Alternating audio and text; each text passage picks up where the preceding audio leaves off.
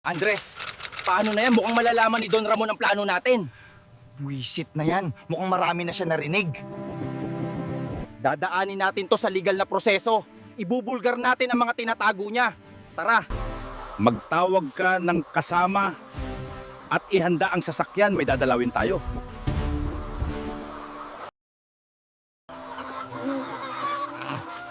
Don Ramon, O ano yun, Balong?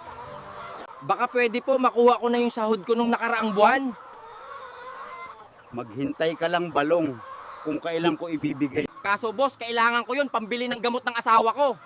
Hindi ka ba marunong maghintay, Balong? Dugot pawis ang nilaan ko sa trabahong ito. Pero ito lang pala ang magiging kapalit. Tama na.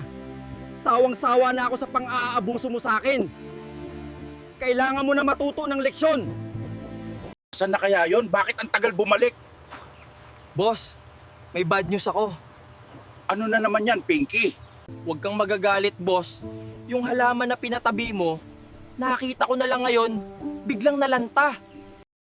Di ba sabi ko sa'yo, bantayan at alagaan mo to maigi.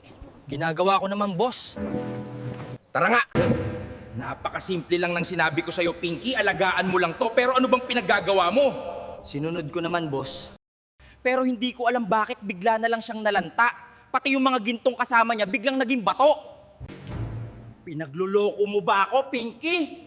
Baka naman pinalitan mo yung halaman at mga ginto. Boss, di ko magagawa sa'yo yun. Alam mo naman, ikaw idol ko.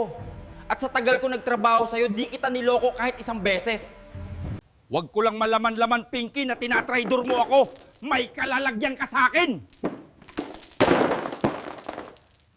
Umalis ka na nga dito! Boss, may nangyari po sa Manukan. Ano na naman yung kakagaling ko lang dun, ha? Kayo na lang po ang tumingin, boss.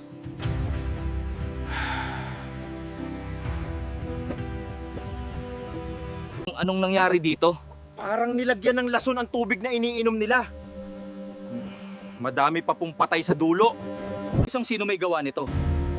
Hinala po namin yung isa niyo pong tauhan. Kasi nagmamadali siya tumakbo palabas. Masyado kang abuso sa mga tauhan mo. Oh, nararapat lang yan sa'yo. Inang Reyna, mabuti naman po at magaling na kayo. Nandito ka na kasi anak, kaya payapa na ang aking isip. Pasensya po ulit. Oo nga po pala, inay. Binigyan ko po yung babae na nagligtas sa akin ng mahiwagang binhi. Salamat po. Kamusta naman anak? Napatubo niya ba ito?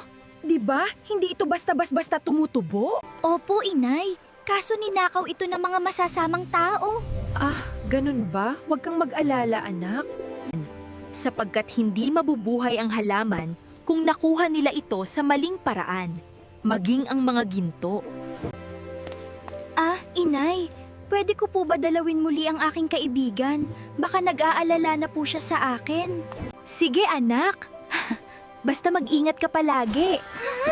Opo, inay. Lola, miss ko na po si Puti. Kailan po kaya siya makakabalik? Mag-antay ka lang, apo. Lola? Tignan niyo po, parang si Puti po yung hawak nitong lalaki, hinuli niya. Ano pinagsasabi mo dyan, ate? Binili ko to dun sa pet shop para sa anak ka. Iha, masyado mo na iniisip si Puti tingin ko. Kailangan mo na muna mag-relax.